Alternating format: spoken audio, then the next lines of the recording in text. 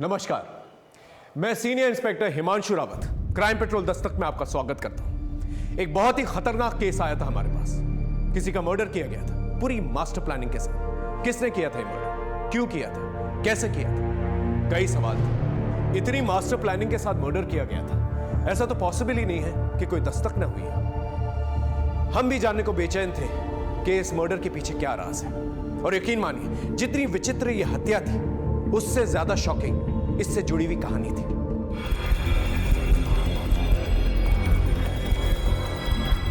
The number you are trying to call is currently not reachable.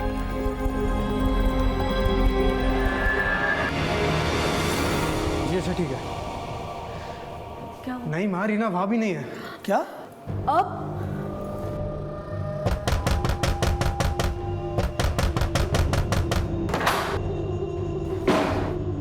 Reena? अरे रीना! क्या हुआ इसे?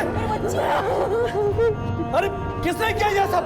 अरे कुछ बताओगे तुम? सर, मैं काम से वापस लौट रहा था तो रीना मुझे इस हालत में मिली।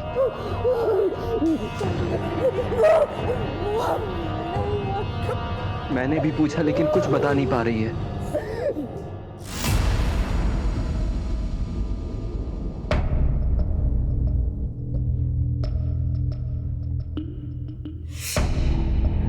ये जो कुछ भी हुआ है इसकी खबर किसी को नहीं होनी चाहिए। मैं अगले हफ्ते रीना की शादी करवा दूंगा। बदनामी की ये कहानी इस चार दीवारी के अंदर ही रहनी चाहिए।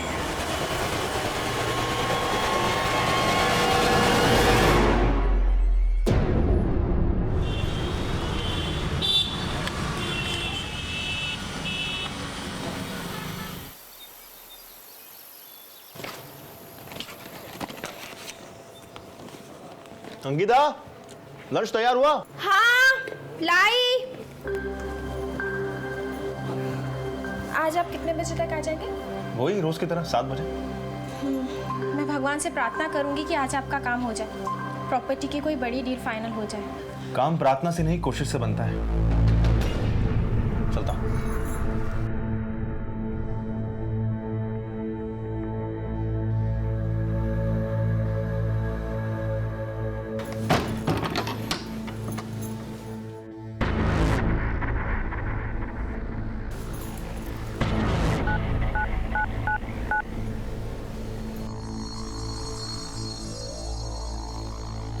वो चले गए हैं, आ जाओ।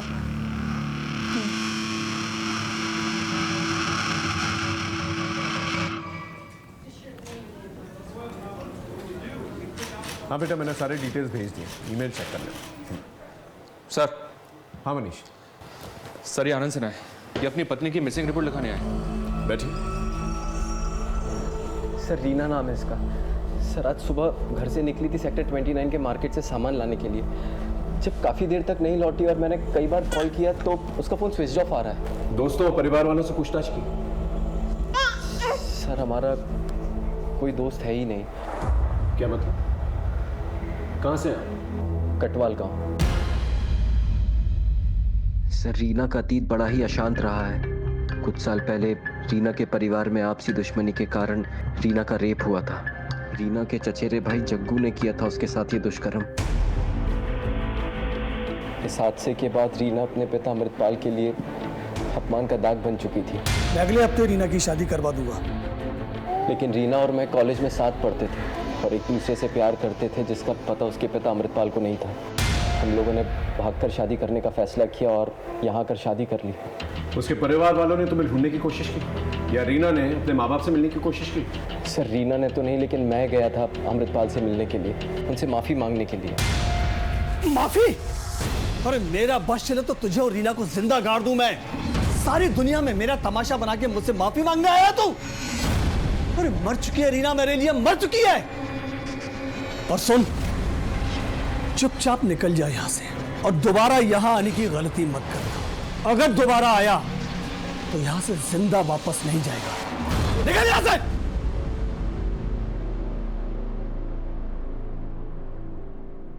तुम्हारी फैमिली का क्या, उनसे मेलजोल है? सर, इस हादसे के पहले ही मेरी माँ रीना को पसंद नहीं करती थी। क्यों? दरअसल रीना को बैडमिंटन खेलने का शौक था। मेरा मैच मिस कर दिया तुमने। सॉरी सॉरी, अगला मैच पक्का देखूंगा, प्रॉमिस।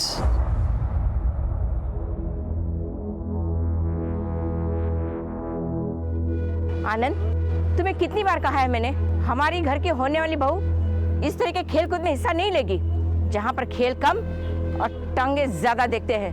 देखने वालों की नजर पे है माँ जी। अपने बच्चे को दूध पिलाती माँ को भी लोग बुरी नजर से देखते हैं। आनंद, फैसला कर ले, तुझे मेरे साथ रहना है या इसका साथ निभाना है।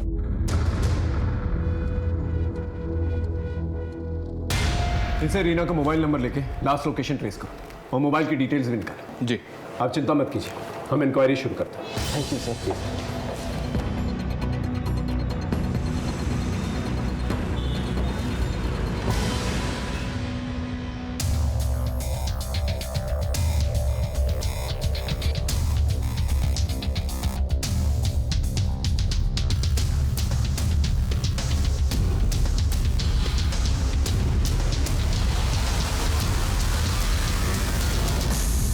सर, रीना की last location sector 29 central market में ही थी।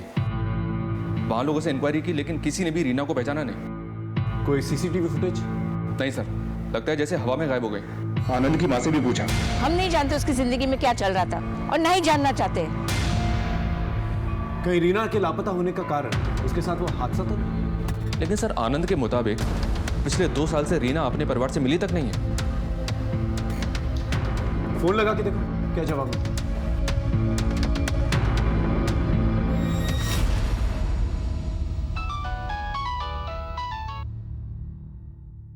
हेलो, रीना के पिता अमृतपाल बोल रहे हैं। रॉन्ग नंबर, और दोबारा फोन मत करना। हेलो, फोन कर दिया सर, दोबारा ट्राई करता हूँ।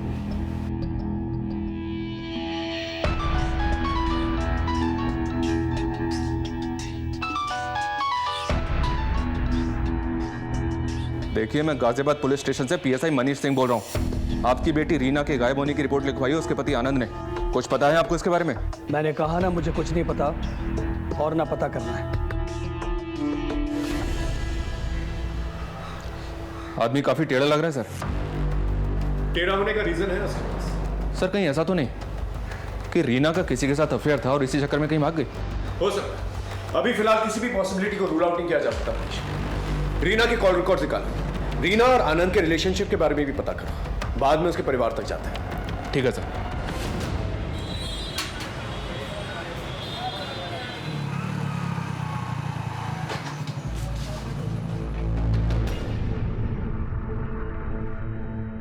अंकिता कहाँ चली गई?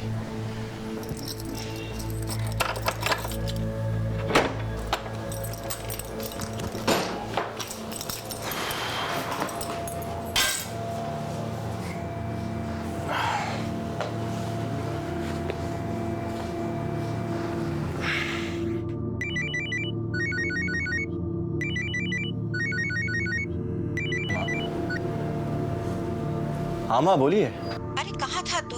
कब से फोन लगा रही हूँ तेरा। अंकिता कहाँ है? 2 घंटे हो गए, फोन नहीं उठा रही। सब ठीक तो है ना बेटा? हाँ माँ, सब कुछ ठीक है।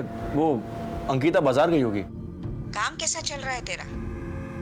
बस ठीक चल रहा है माँ, थोड़ा समय जाएगा संभालने में। अच्छा, आप ये बताइए, जो मैंने आपसे कहा था, आपने उस बारे में कुछ सोचा? मेरा जवाब तुझे पता है। मेरा इरादा कोई नहीं बदल सकता।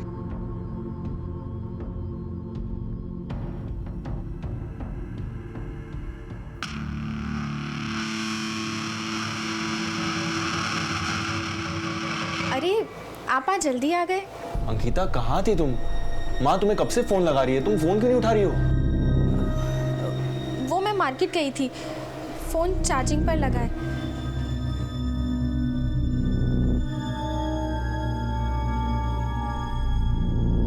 साहब, आनंद और रीना यहाँ 2 साल पहले रहने आए थे। वैसे तो दोनों खुशहाल ही रहते थे, लेकिन बच्चे के पैदा होने के बाद दोनों लड़ने झगड़ने लगे थे। चुप, एकदम चुप, बहुत जुबान चलने लगी है तेरी। साहब, आनंद रात को बीवी से झगड़ा करके जाता था और सुबह में नशे की हालत में आता था। पैसों का भी प्रॉब्लम चल रहा था।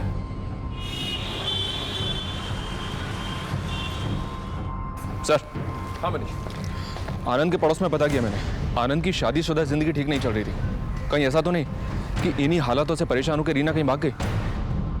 मैंने भी यही अंदाजा लगाया था मनीष, लेकिन शायद वो अपने छोटे बच्चे को छोड़कर कहीं जाए ना। रीना का पास काफी अशांत है। हो सकता है उसके लापता होने का तार उसके गांव कटवाल से जुड़ा।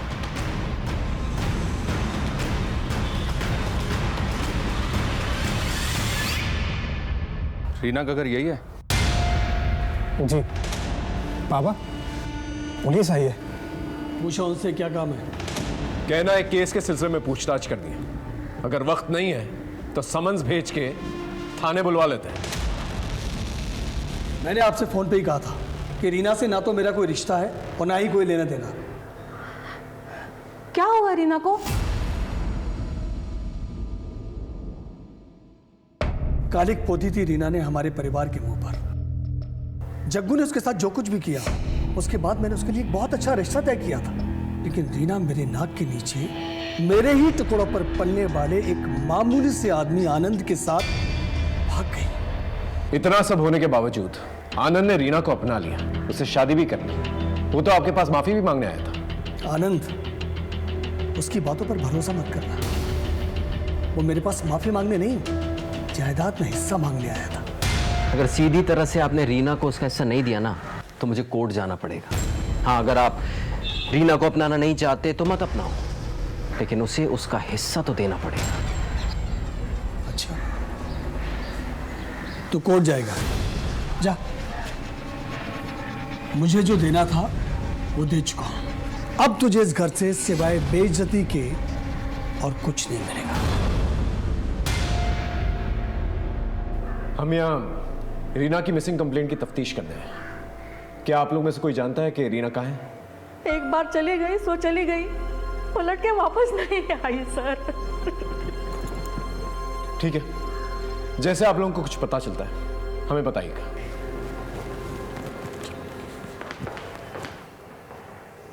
कहीं आपने जग्गू की तरह रीना को भी? इस आनंद ने हमसे झूठ कहा।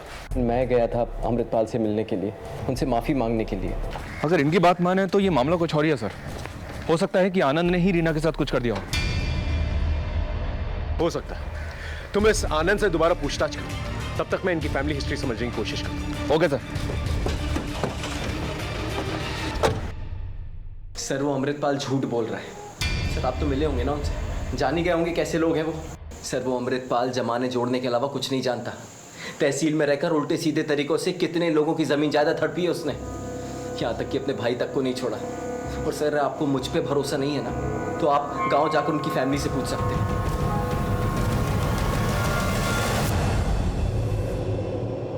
साहब, अमृतपाल ने हमें बर्बाद कर दिया था। सारी उपजाऊ ज़मीन उसने अपने नाम पे कर ली थी और सारी बंजर ज़मीन उसने हमारे लिए छोड़ दी। इस बात को लेकर जब मेरे बेटे जगन्नाथ ने आवाज़ उठाई तो अपनी ही बेटी के बलात्कार की झूठी केस में उसे फंसा दिया। मुझे आज भी याद है।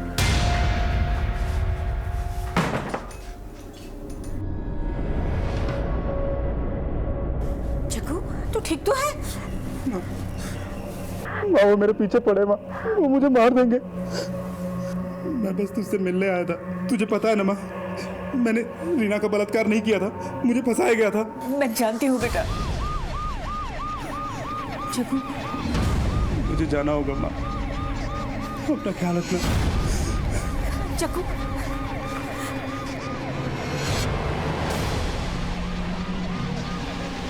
जब वो जेल से बाहर आया तो अमृतपाल ने मुख भरी करके उसे पुलिस के हाथों मरवा दिया। हम पुलिस वाले कानून के दायरे में ही रह के काम करते हैं, और पहले गोली आपके बेटे ने चलाई। खैर, हम इस बारे में बात नहीं कर रहे। हम आपकी भतीजी रीना, उसकी खोज कर रहे हैं। उसके बारे में कुछ पता है आपको? रीना बहुत अच्छी लड़की थी, सारे उसे बहुत पसंद करते थे। अमृतपाल के दोस्त का बेटा कपिल, वो भी उसे बहुत पसंद करता था। कुछ दिनों के बाद कपिल उस पर हक जमाने लगा तो रीना ने उसे छोड़ दिया। फिर भी कपिल ने उसका पीछा नहीं छोड़ा। जब रीना का बलात्कार हुआ, उसके बावजूद भी कपिल उसके साथ शादी करने के लिए तैयार था, मगर रीना वो तो आनंद के साथ भाग गई। कोई और नजदीक था रीना के? जी, मेरा बेटा सूरज, जो साहिबाबाद में अपने पत्नी के साथ रहता है। उसका काम जम जाए ना तो मैं भी चली जाऊंगी यहाँ से। आप उससे फोन करके पूछ सकती हैं कि उन दिनों क्या बातचीत हुई थी। जी साहब। The number you are trying to call is currently switched off. इसका नंबर नहीं लग रहा है साहब, मैं अपनी बहू का नंबर मिलाती हूँ। प्लीज ट्राई कीजिए। The number you are trying to call is currently switched off. इसका भी स्विच ऑफ आ रहा है। ठीक है, आप इनका फ़ोन नंबर और पता हमें दे दीजिए और उसका पिन, उसका नंबर भी दीजिए। इन सबके नंबर ले लो, उनके कॉल रिकॉर्ड्स भी निकालो। ठीक है? देखा आपने कितनी उलझनें थी इनके रिश्तों में। कोई भी ब्लॉक सीधी नहीं बैठ रही थी और हम हर एक मिलती लीड के साथ और ज्यादा हैरान होते जा रहे थे। यहां से मैं आपको लेके चलता हूं उस मौका वारदात पे जहां से हमने इस कहानी की शुरुआत की थी।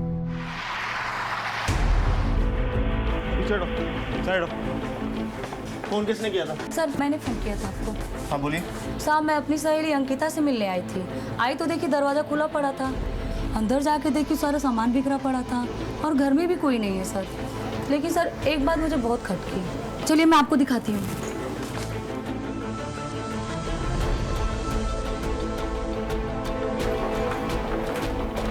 सर ये दरवाजा अंदर से लॉक है। शुक्ला छोड़।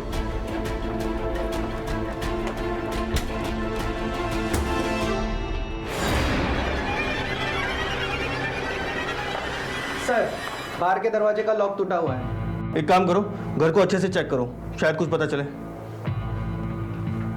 यहाँ और कौन कौन रहता है? सर अंकिता और उनके हस्बैंड कुछ ही महीना पहले शिफ्ट हुए सर।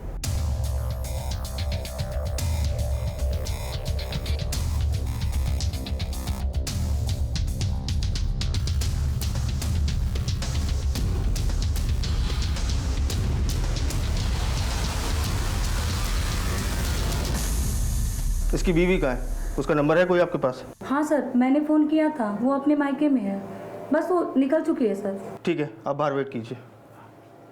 सर। हाँ शुक्ला। सर घर का कैश और ज्वेलरी दोनों सेफ है। घर में ज्वेलरी और कैश सेफ है, लेकिन सामान सारा बिखरा पड़ा है, जैसे कि कुछ तलाश किया गया हो। पर क्या? शुक्ला एक काम करते हैं, मोहल्ले के लोगों से आसपास पूछताछ करते हैं, शायद कुछ क्लू मिल जाए।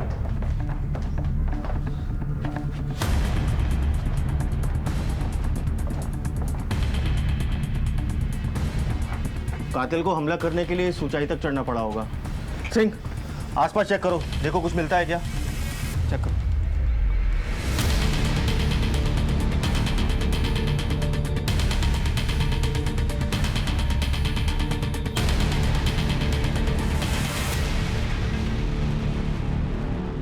सर। हाँ सिंह बोलो। हाँ सर ये सीढ़ी।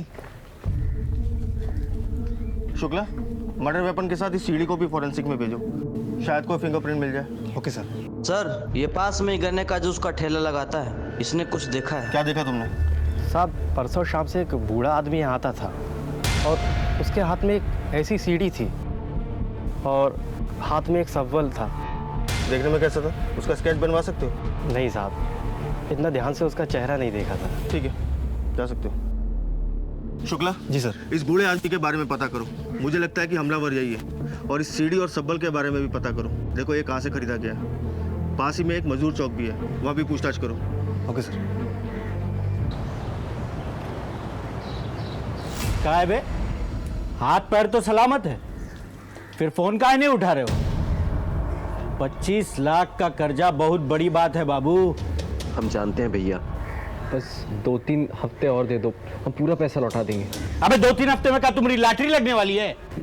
भैया हम कोशिश कर रहे हैं, कुछ ना कुछ बंदोबस्त हो जाएगा। आप तो जानते हैं कि कितनी परेशानी में हैं अभी हम। ठीक है, 3 हफ्ते यानी 21 दिन। अगर 22वें दिन हमारा पैसा नहीं मिला ना तो तोरी नीलामी कर देंगे, समझे? चलो रे। हाँ साहब मेरी दुकान का ही सामान है। क्या बता सकते हो ये सामान तुम्हारी दुकान से किसने लिया? कोई बूढ़ा आदमी था क्या?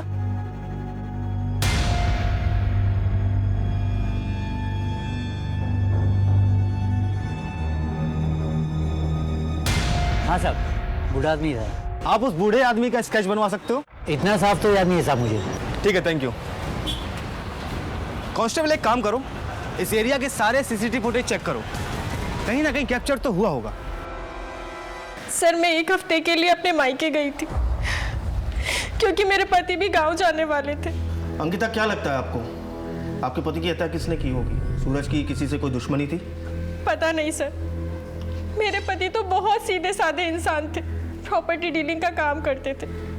लेकिन सर उनका कुछ दिनों से एक समीर नाम के प्रॉपर्टी डीलर से झगड़ा चल रहा था। इनफैक्ट सर उस समीर ने उनको धमकाया भी था। ठीक है अंकिता, अभी आप जा सकती हैं, जरूरत पड़ने पे हम आपको फिर बुलाएंगे। जी सर।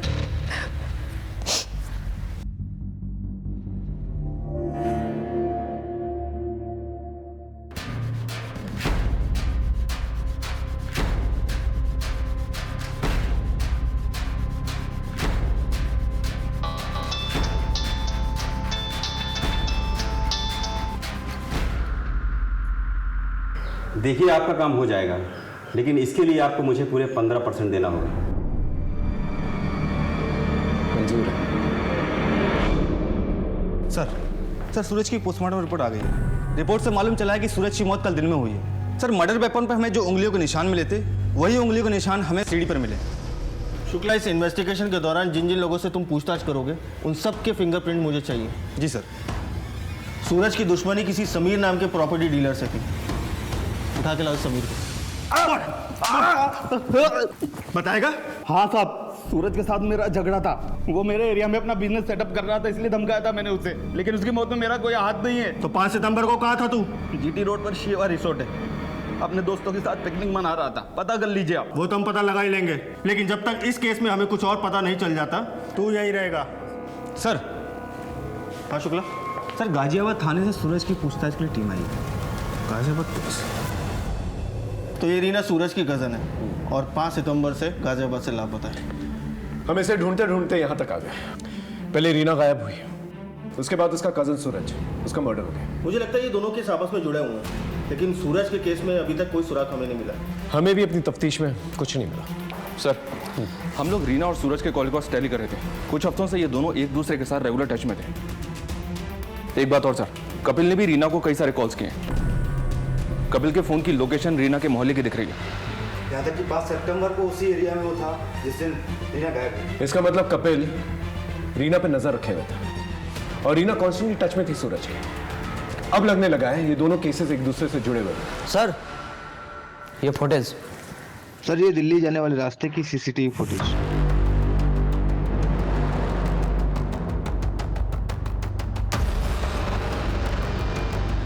ये बूढ़ा आदमी सीसीटीवी फुटेज में क्लियर दिख रहा है और दिल्ली जाने वाले रास्ते से दिख रहा है। और जिस ऑटो से ये निकला था उसका नंबर भी साफ साफ दिख रहा है। शुक्ला, एक काम करो, इस ऑटो को ट्रेस करो और पता लगाओ ये आदमी कौन है। Okay sir.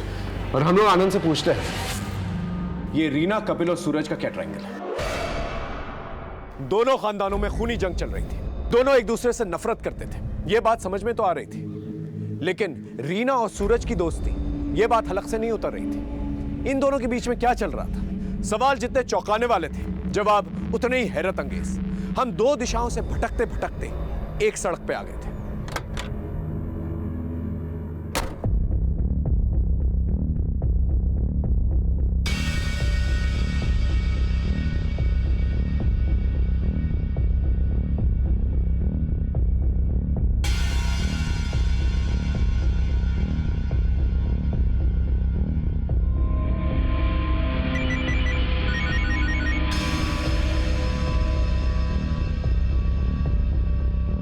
हेलो।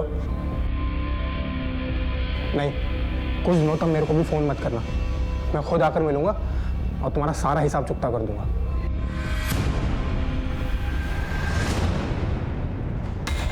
क्या सूरज का खून हो गया?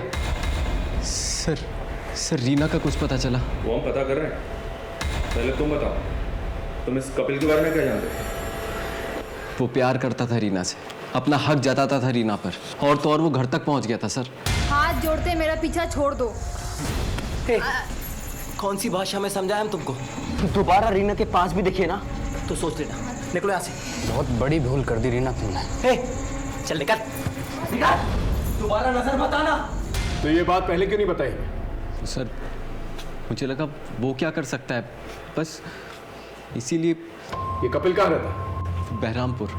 इन दिनों रीना और सूरज के बीच में बहुत बातचीत हो रही थी, क्यों? सर सूरज बहुत अच्छा आदमी था, उनके पूरे परिवार में वही एक समझदार इंसान था। वो रीना के साथ मिलकर अपने और अमृतपाल की फैमिली के बीच सुलह कराना चाहता था। रीना उसका साथ दे रही थी। जिस दिन सूरज का मर्डर हुआ 5 सितंबर, तू कहाँ था? मैं वकील के दफ्तर में था। सारा दिन कागजी कार्रवाई में ही गुजर गया था।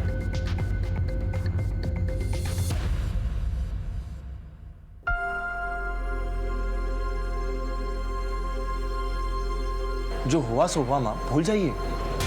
एक नए सिरे से शुरुआत कीजिए माँ। और ले देखिए, एक चाचा जी तो है हमारे, इस नफरत की लड़ाई को हम यही खत्म कर देते हैं।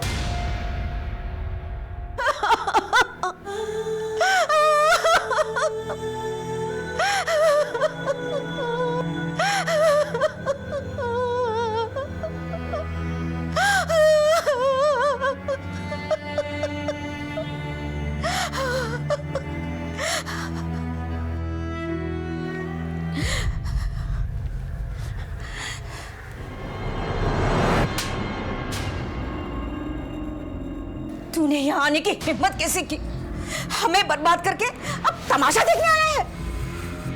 तूने ही मारा ना मेरे सूरज को। हम तो यहाँ आपका दुख बांटने आए थे दीदी। दुख भी तुम ही देते हो और बांटने भी तुम ही आते हो। निकल जाओ यहाँ से। पड़ गई तेरे कलेजे में ठंडक। तूने कहा था ना मुझे यहाँ आने के लिए, करा दी ना मेरी बेइज्जती। मैं तुम्हारी शक्ल कभी नहीं देखूंगा।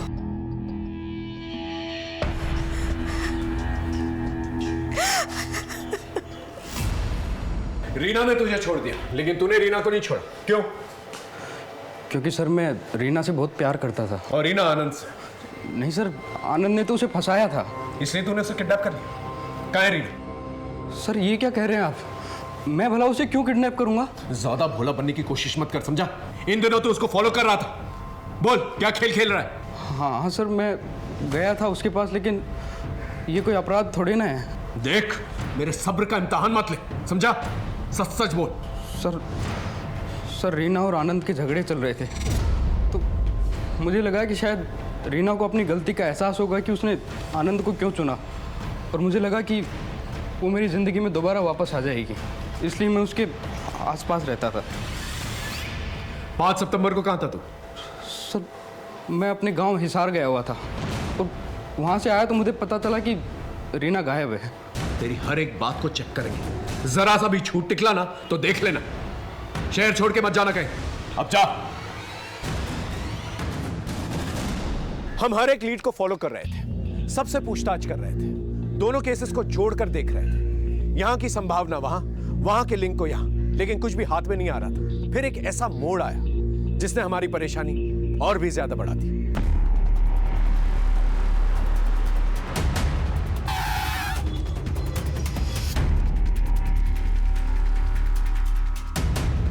साहब ये देखो साहब।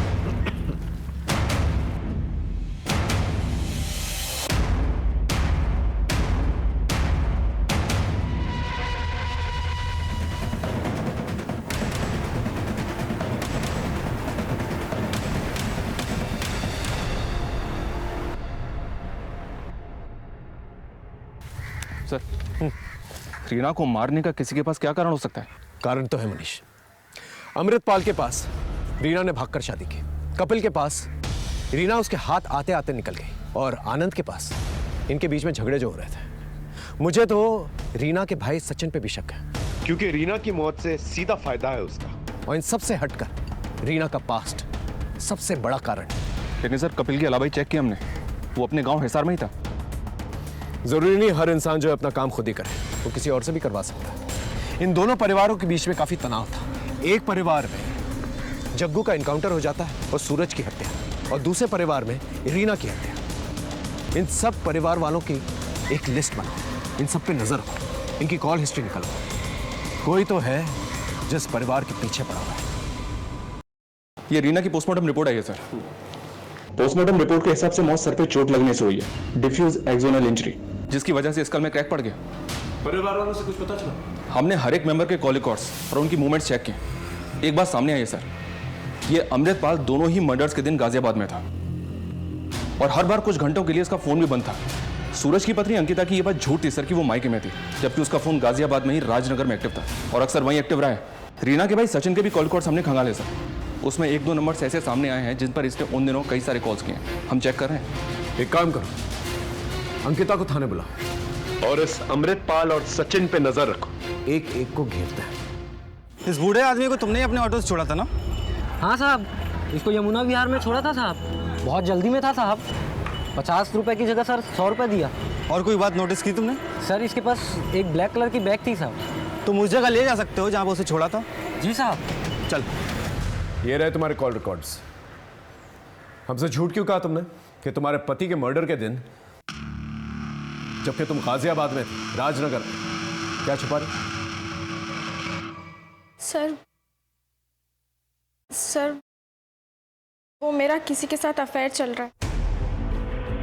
लेकिन तुमने तो कहा था कि तुम्हारा पति एक अच्छा इंसान है, तुम्हारी अच्छे से देखभाल करता है, फिर ये अफेयर? सर मैं सूरज को बहुत प्यार करती थी, लेकिन मुझे उससे पति का सुख नहीं मिल पा रहा था, इसलिए सर मेरे कदम थोड़े बहक गए थे। कौन है? क्या नाम है इसका? मेरे कॉलेज का ही दोस्त है सर, अनिल। और उसके साथ मिलकर तुमने सूरज की हत्या कर दी? सर ये आप क्या कह रहे हैं? सूरज के साथ ऐसा करने का मैं सोच भी नहीं सकती। और सर ये बात आप भी जानते हैं, जिस वक्त सूरज की मौत हुई उस दिन राजनगर में थे हम दोनों। सर मेरी बात का यकीन कीजिए। हमारे पास शक की भी वजह है और यकीन की भी। हमारी नजर है तुम पर।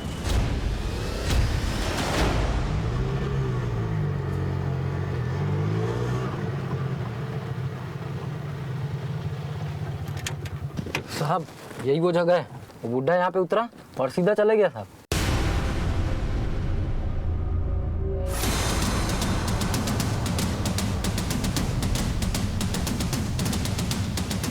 सारे एरिया को छान मारो।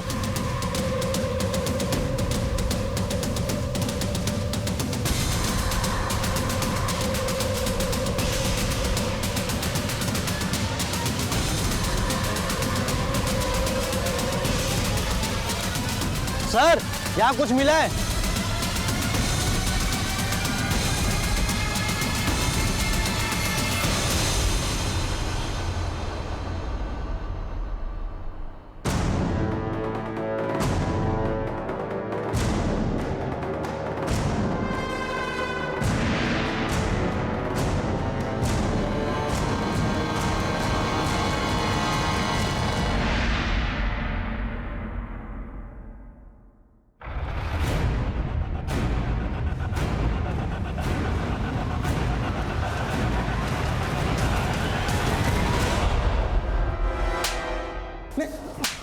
बोल, इतने पैसे लेके कहां जा रहा था तू? रीना के मर्डरर्स के पास? नहीं सर, रीना की हत्या और मैं। तो फिर ये सब क्या है? सर मुझे एक्चुअली प्रोस्टिट्यूट के पास जाने की लत लग गई थी सर। पापा पैसे देते नहीं थे तो मैंने सोने में मिलावट करके पैसा कमाया सर। बस उन्हीं का हिसाब चुकता करने जा रहा था सर। तो फिर भागा क्यों? सर मुझे लगा आप लोग सोने के मिलावट के केस में मुझे पकड़ने आए। सर ये सब मेरे को जग्गू भैया ने सिखाया सर। जग्गू? जिसने तेरी बहन का रेप किया? सर रीना खुद नहीं जानती थी उसका रेप किसने किया। सर उस हादसे के बाद पापा ने उसे घर में कैद कर दिया था और सर हम लोग को बाद में पता लगा कि वो प्रेग्नेंट है, तो पापा ने उसका अबॉर्शन करा दिया और कपिल के साथ उसकी शादी फिक्स कर दी, जिससे किसी को कुछ पता ना चले। कपिल शादी करने के लिए तैयार था, लेकिन तब तक रीना भाग गई थी और पुलिस को जग्गू की लोकेशन भी पापा ने दी थी, जिस मुठभेड़ में वो मारा गया।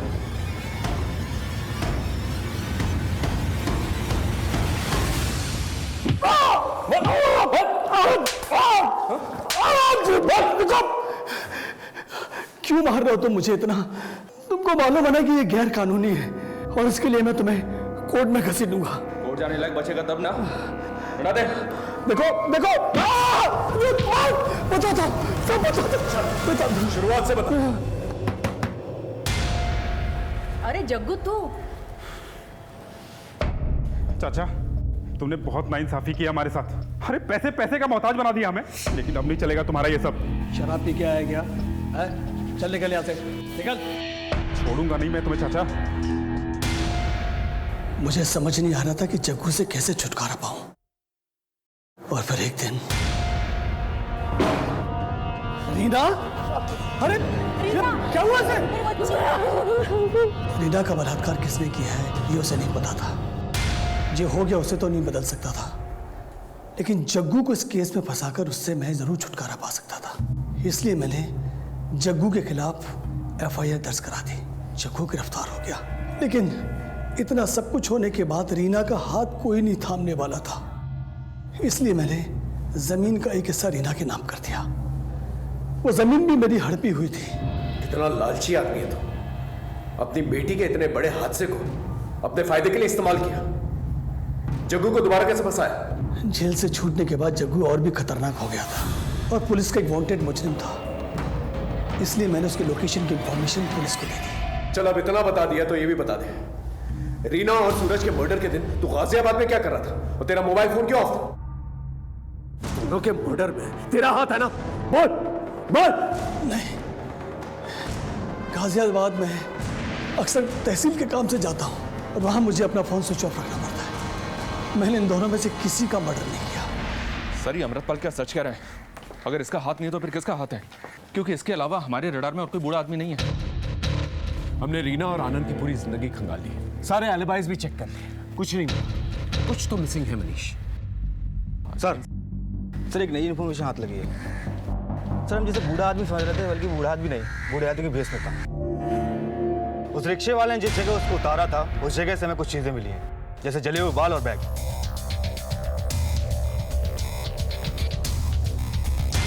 और एक बात सर, हमें इस पे जो उंगलियों के निशान मिले हैं ये वही हैं जो हमें सीढ़ी और सब्बल में मिले थे।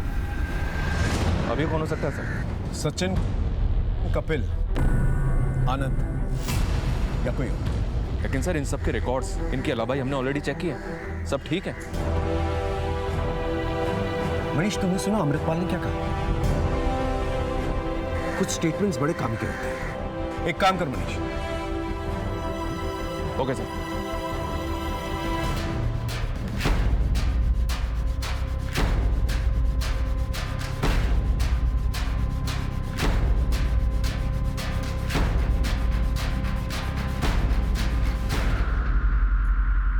जी हाँ, उस दिन पूरे दिन आनंद ऑफिस में था मेरे साथ, लेकिन इतनी सी बात के लिए मुझे यहाँ लाने की क्या जरूरत थी? जरूरत थी क्योंकि हमने तेरी थोड़ी सी हिस्ट्री निकाली। तूने उस रिकवरी एजेंसी के खिलाफ कोई केस ही दर्ज नहीं किया। 5 सितंबर को तो ऑफिस में भी नहीं था। ऊपर से तेरे खुद के खिलाफ जालसाजी के कई कंप्लेंट्स हैं। अब अपनी वकालत खुद करेगा या एक अच्छे वकील को बुलाओ? दरअसल मैं प्रॉपर्टी के कुछ फेक डॉक्यूमेंट्स बना रहा था। किसके प्रॉपर्टीज के?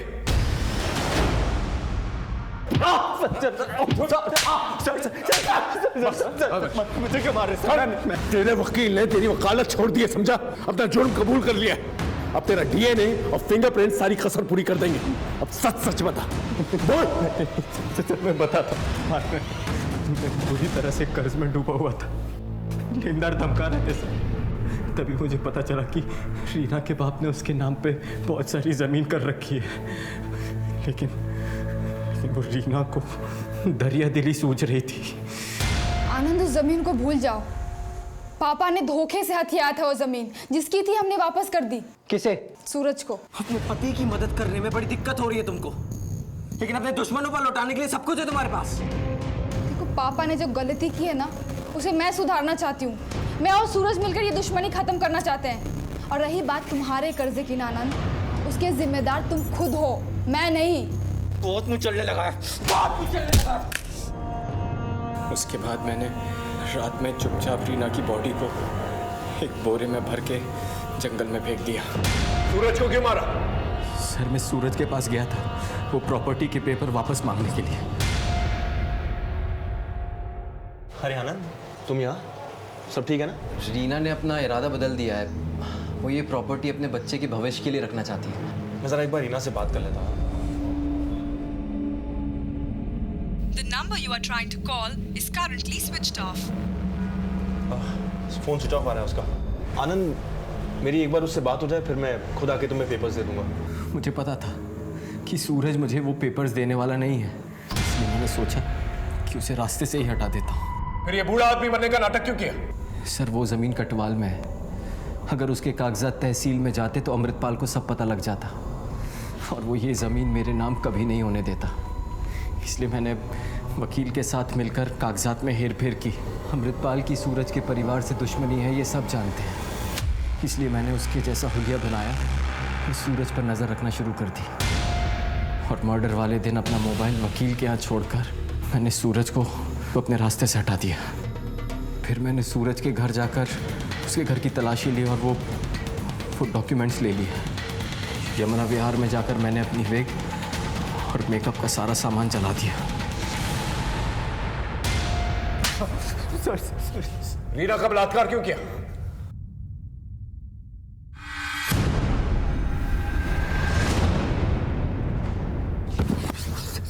बोल, रीना का रेप क्यों किया? बोल। सर बताता हूँ।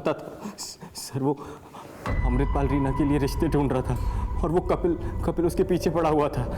सर मुझे लगा कि रीना मेरे हाथ से निकल जाएगी, इसलिए मैंने अपने एक दोस्त से कह के उसका रेप करवा दिया और खुद हमदर्दी जताने चला गया। मैं रीना को भगा कर ले गया, सोचा कुछ दिन में सब कुछ ठीक हो जाएगा, लेकिन कैसा इंसान है तू? अपनी लालच में इतनी तबाही मचाई, अब सारी जिंदगी जेल में सड़ना और यही सोचना। हर जुर्म के पीछे एक कहानी होती है, एक दस्तक होती है। जो वक्त रहते संभल गए तो संभल गए, वरना जुर्म की ये खाई अच्छों को निगल जाती है। फिर मिलेंगे एक नए केस के साथ। तब तक देखते रहिए क्राइम पेट्रोल दस्तक। मकसद बताना नहीं, बचाना है।